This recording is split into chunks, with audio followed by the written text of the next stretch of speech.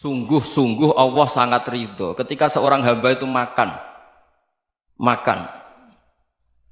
ketika sesuap nasi dia muji Allah, ketika minum seteguk nasi dia muji Allah. Itu kalau orang diridhoni Allah itu wali betul. Itu untuk jadi wali itu gampang, kamu makan ridho, kamu nginjak buminya Allah ridho seneng, kamu hidup keseharian aman seneng. Nah ini supaya sampean kita semua ngaji betapa panduan Rasulullah untuk menggapai ridho Allah itu banyak yang keseharian sekali. Saking kesehariannya banyak dalam hadis dan itu sahih. Nabi menyebut hal-hal yang keseharian. Hatta ma tas'alu fi fimra'atika, kamu punya uang kemudian istri kamu bisa makan itu ibadah. Bahkan sebagian ibadah itu dicontohkan Nabi yang akhirnya diprotes sahabat. Yaitu wa fi buti ahadikum sedekah, kamu menggauli istri kamu itu ya sedekah. Sampai sahabat bilang yang benar ya Rasulullah. Ayati ahaduna syahwatahu wa huwa lahu ajrun. Masa urusan biologis, urusan syahwat kemudian dia dapat pahala. Nabi menjawab, alaysa lawadu'aha fi haramin akana alaihi wisrun. Bagaimana kalau dia meletakkan ke yang tidak benar itu kan dosa. Nah, hal-hal seperti ini yang saya ingin teman-teman semua. Saya juga agak ingin ngaji demi Anda juga agak ingin. Itu dosa sekali ngaji kok pesanan kelompok tertentu itu enggak boleh. Islam itu untuk semua. Jadi ya cuma karena di depan saya jenengan ya seakan-akan jenengan korbannya. Itu ada ilmunya dalam usul fikih itu. Jadi orang itu harus ngaji usul fikih. Nama yang disebut, mungkin Mas Sufyan masih ingat zaman ngaji usul fikih. Nama yang disebut itu tidak jaminan sebagai prioritas perintah. Jadi misalnya gini, kebetulan yang di depan Nabi itu Abu Dzar. Nabi ya bilang, ya Abu Dzarin ini uhibbuka misalnya, atau ya Mu'ad ini uhibbuka, atau ya Abu Hurairah ini uhibbuka misalnya. Banyaklah riwayat yang Nabi nyebut ya Abu Dzarin, ya Mu'ad, ya Abu Hurairah. Kemudian misalnya Nabi meneruskan khitab, ini uhibbuka, saya mencintai kamu, fakul dubur sholatin, atau sebagian riwayat disebut fala tada'an la dubura kulli sholatin, Allahumma inni ala dzikrika wa syukrika wa husni ibadatik. Saya mencintai kamu, siapa saja. Mu'ad bisa, Abu Dzar bisa siapa? Saya mencintai kamu, mohon kalau habis sholat kamu jangan lupa wiridan Allahumma a'inni ala dzikrika wa syukrika wa husni ibadatik. Ya Allah, tolong kami permudah supaya mudah ingat engkau. Anda tidak bisa mentang-mentang, wong nama saya Parmin, nama saya Purnomo, itu yang diperintahkan Mu'ad misalnya. Jadi yang disebut satu, tapi khitab itu untuk siapa saja. Saya teruskan. Jadi saya mohon semua kita melakukan kebaikan itu kalau dalam kaidah fikih disebut al yakin la yuzalu bisyak. Banyak kebaikan yang kebenarannya itu 100%. Tidak punya efek samping ke pihak lain, ke kelompok lain, ke komunitas lain. Itu tadi misalnya Anda makan dan itu murah sekali, hanya butuh satu piring. Setiap punyaan kamu muji Allah, setiap minum kamu muji Allah. Itu redaksinya Rasulullah SAW disebut Allah sangat ridho ketika seorang hamba makan, kemudian dia memuji Allah, atau minum kemudian dia muji Allah. Logikanya gampang. Negara seperti ini yang kamu harapkan bentuknya kayak apa, mertua, ipar, komunitas, tetangga, itu nyata terjadi itu kan belum pasti. Sementara yang mesti terjadi adalah kamu butuh makan, kalau tidak mati. Butuh minum, kalau tidak mati. Butuh bumi yang nyaman ditempati, kalau tidak kita juga mati. Sebab itu Allah kalau menyebut nikmatnya itu hal-hal yang keseharian. Alladzi at'amahum min ju'. Allah itu siapa? Allah itu yang menciptakan kamu bisa makan. Tidak berlebihan. Allah itu yang menciptakan kondisi sosial itu ideal. Zaman Nabi itu ya ada orang munafik. Orang-orang pilihan Allah itu juga diuji orang sekelilingnya yang macam-macam. Semua diuji sesuai konteks zaman dan waktu. Nah, tapi ada ibadah-ibadah yang selalu disarankan Nabi. Sampai Nabi itu pernah ditanya, ayul islami khairun ya Rasulullah, Islam terbaik itu gimana? Jawaban Nabi itu unik. It'amu to'am. Islam terbaik itu ya makan-makan, yang santai-santai.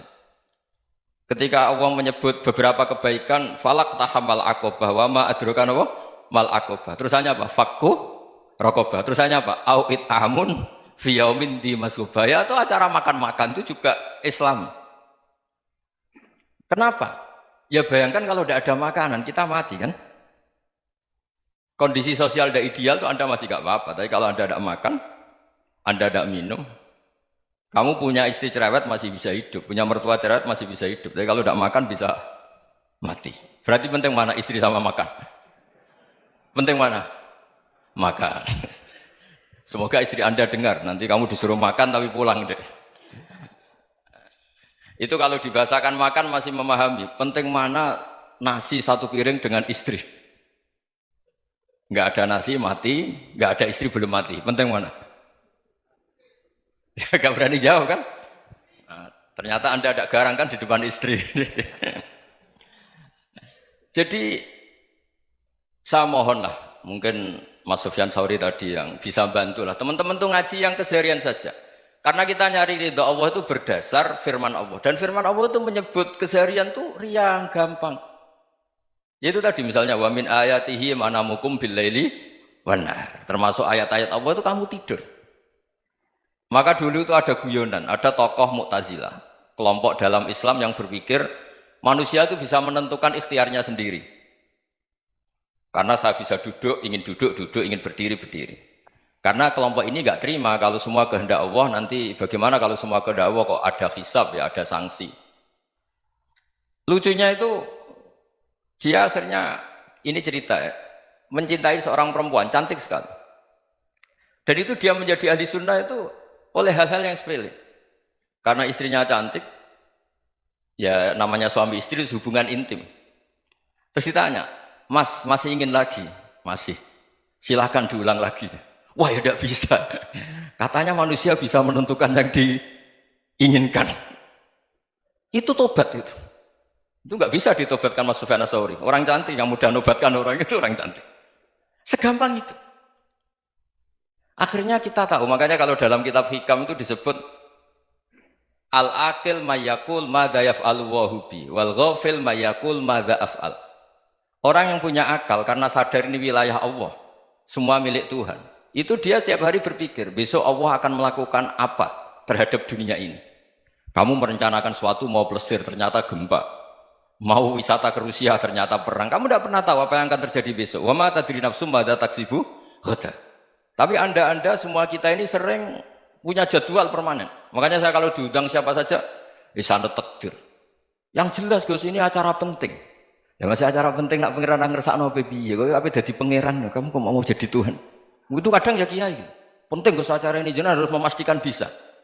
Loh kamu itu yang ngajarin tauhid, sesuatu itu biadillah kok bilang-bilang apa pasti. Kalau maksa terus tak tobatkan loh kamu kata saya.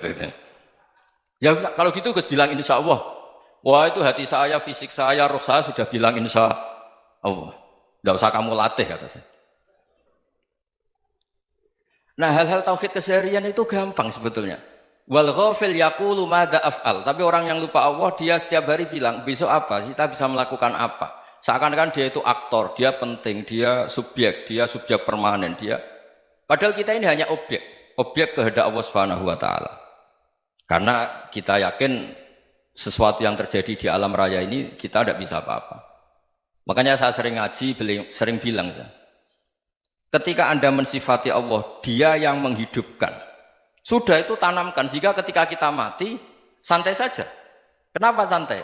Allah punya cara menghidupkan kita. Zaman kita hidup juga gak tahu caranya ngelola jantung, ngelola paru-paru. Kamu juga gak tahu ngelola oksigen yang tidak beracun, tidak mengandung polusi. Tahu-tahu hidup.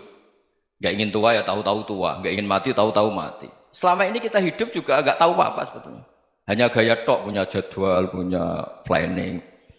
Kalau kamu bisa menentukan pilihan Anda, pasti Anda istrinya cantik, 4 neriman semua, kona'ah semua. Nyatanya enggak kan? Ada 1 jelek, cerewet. Oh itu kan, nyatanya enggak bisa apa-apa Anda kan? Dan kamu bawa mati lagi. Itu kan istri Anda juga gitu, punya keinginan, punya suami yang ganteng, yang jabat, yang neriman, yang enggak poligami. Ya enggak kesampaian juga. Kalau kita ngitung tingkat kegagalan kita itu gagal terus. Ya kan? Nah, terus ingat Allah. Madza yaf'alu wa bi. Orang yang punya akal selalu berpikir Allah itu menghendaki apa terhadap saya. Lalu sama-sama orang melihat orang yang serius. Itu kata Anda itu pemikir berat, serius. Senang punya tokoh yang merengut tuh, karena kamu anggap serius. Tapi sebagian orang anggap orang yang serius itu wong merengut, wong masam, wong muka kok ditekuk. Jadi sama Itu hati, ya muqallibal qulub tsabbit qalbi ala dini. Karena kita nggak tahu cara berpikir kita tentang orang lain, tentang sekeliling kita. Misalnya kita orang baik yang jenis ngurmat fakir miskin. Ada orang bangun masjid mewah itu janggal. Apa artinya masjid mewah kalau banyak orang kelaparan? Tapi kalau yang jenis pendidikan apa artinya masjid mewah kalau tidak bisa ngaji? Nanti yang jenis infrastruktur apa artinya ini kalau semuanya punya sudut pandang yang berbeda-beda. Dan Islam mengapresiasi semua kebaikan. Tapi katakan semua kebaikan itu adalah kehendak Allah Subhanahu wa taala. Karena apapun baik Anda itu pakai fasilitas yang diberikan oleh Allah Subhanahu wa taala. Sehingga ini yang disebut qulillah tsumadarhum fi khawdihim yal'abun. Ya kembali tadi ke tema-tema bahwa keseharian Anda ini sudah Islami. Saat Anda tidak bisa melakukan apa saja. Saya sering ada jenazah, biasanya kalau tetangga meninggal saya sering disuruh ngelepas. Saya bilang orang ini baik karena sering ngelamun di rumah, sering nganggur di rumah. Ditanya sama anaknya, kenapa Gus nganggur baik? Ya kalau dia nganggur artinya juga agak berbuat sesuatu yang maksiat kan? Ya kan? Orang nganggur di rumahnya ya tidak bunuh orang, tidak maling, tidak korupsi, ya namanya nganggur di rumah. Lah cuma istri cara pandang nganggur gak menghasilkan uang itu. Tapi juga gak menghasilkan kriminal kan? Jadi sebenarnya Islam itu makanya kalau sampai ngaji usul fikih itu ada kitab usul fikih namanya Lubul Usul, itu terkenal sekali di pesantren itu. Itu kalau ngapresiasi keseharian itu luar biasa. Izma min mubahin illa wa yatahaqqaqu bihi tarku haramimma. Karena keseharian yang mubah saat Anda lakukan itu ada kehebatan yang luar biasa, yaitu meninggalkan haram. Makanya dulu banyak orang-orang alim ketemu temannya itu guyon sampai semalaman. Itu biasanya yang semangat Islam itu kiai kok tidak tahajud, kiai kok tidak witir. Orang yang sedang mapan uangnya banyak, malam itu tidak kelayaban itu sudah luar biasa. Melawan nafsu supaya tidak maksiat itu sudah luar biasa. Supaya lupa guyon sama temannya semalaman sampai subuh. Gejlok-gejlokan ngenang zaman miskin, zaman kuliah nggak jelas, zaman apa. Melihatnya jangan tarkut tahajud. Seperti ini meninggalkan tahajud, tapi meninggalkannya ini talkul muharramat. Jadi kayak apa hebatnya? Sehingga Imam Ghazali punya riwayat yang agak unik. Hatta takuna ibadatu akhiri hadil ummah iku an-naum. Sehingga suatu saat ibadah terbaik umat ini itu tidur. Itu kan riwayat kontroversi. Ketika Imam Ghazali tanya, kenapa iya? Kenapa kamu mulai keluar dari rumah itu sudah banyak maksiat? Melihat perempuan yang enggak mahram, melihat fenomena. Tapi kalau kamu tidur itu enggak melihat apa-apa. Tapi juga kamu jangan menganggap tidur itu ibadah betul. Saatnya melakukan fardu ain malah masih tidur. Tapi itu sudut pandang yang menjadikan kita Islam itu gampang. Jadi saat Anda tidak bisa aktivitas apa-apa, misalnya ada beberapa orang yang lumpuh. Lumpuh itu memang nggak bisa Jumatan, nggak bisa ibadah, tapi dia juga nggak bisa maksiat. Tidur itu memang Anda saat itu tidak bisa tahajud, tidak bisa witir, tapi saat itu ada zina, ada maling, tidak gosipkan orang, tidak bully orang, tidak menanamkan kebencian, tidak hasud. Sehingga tidur menurut Allah Ta'ala wa min ayatihi manamukum billaili apa? Wan-nahar. Karena di tidur itu selain ada unsur istirahat, jaga kestamina, juga ada unsur meninggalkan beberapa keburukan. Nah saya mohon ibadah yang keseharian ini kita jaga. Supaya kita semua baca ayat itu fasih. Fasih itu tertanam di hati. Allah itu siapa? Alladzi at'amahum min ju'i wa amanahum min khauf. Dan Allah kalau cerita di Quran itu anna subabnal ma'a subba thumma syaqaqnal ardon wa syaqqa fa'ambatna fiha habba wa inaba wa qadba wa zaituna wa nakhla wa hadaika hulba. Kamu tahu saya ini siapa, kata Allah.